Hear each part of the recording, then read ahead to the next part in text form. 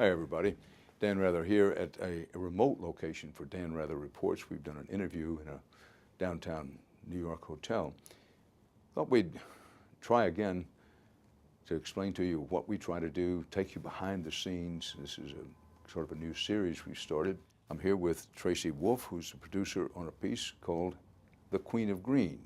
And the Queen of Green is whom, and what's the piece about, Tracy, and how'd you go about getting it? Sure. The Queen of Green is Mary Nichols, and she is the chairwoman of the California Air Resource Board, which is a small government agency out in the state of California. The next item on today's agenda is the Advanced Clean Cars Regulatory Package. One of the big things coming out of California was in January, the Air Resource Board was passing a new set of regulations called the Advanced Clean Car Package. And they were passing rules that were going to say that by 2025, 15% of California's automobile population has to be zero-emission vehicles, meaning 100% plug-in vehicles. So obviously, Detroit's not going to just build cars for California. These cars are going to get sold everywhere. So by California saying that we need all these 100% pure plug-in vehicles, you know, that's going to dictate what Detroit has to do. That's going to dictate the way you and I buy a car in the next couple of years. Well, we always bring back so much footage. We shoot sometimes 20, 40, 60 to 1 of what we use on the air. Anything in putting this piece together on the cutting room floor? There's a big chunk on the cutting room floor, but it was worth it. As part of this story, we wanted to discuss alternative energy sources. So we went to a company in San Francisco called Solazyme, who is developing bioalgae fuel for... Bioalgae fuel? Yes. Sounds terrible. Is it contagious? It's not contagious. It's actually incredibly healthy for the environment, and they have managed to genetically engineer algae, and they've determined a strain that is really great for diesel fuel.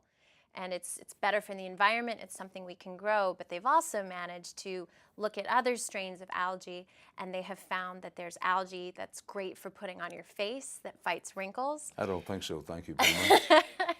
And they've actually managed to sell this line of skincare products in stores across America, and it's so popular, it's funding their fuel research. One of the interesting things about algae is that you can do amazing things with it. So although fuel is very important and was one of the original reasons that Solazyme was formed, there's many, many other things that you can do. They've also found a way to extract algae into an oil, you know, just like you can cook with. And so they are making algae ice cream, algae cookies that are lower in fat, less saturated fat, lower in calories, all done through a natural product. So I went into their kitchen and I had some algae chocolate ice cream, which was just as good as Haagen-Dazs chocolate ice cream, if I may say so. Is that your nose I see growing? One of the things that we wanted to do was make a healthier version of ice cream.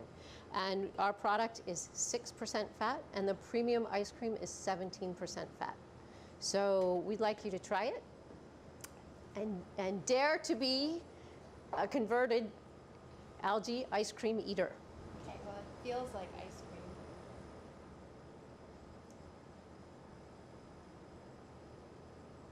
And it tastes like ice cream.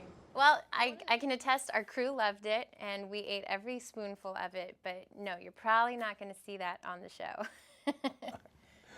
Thanks, Rach. Of course.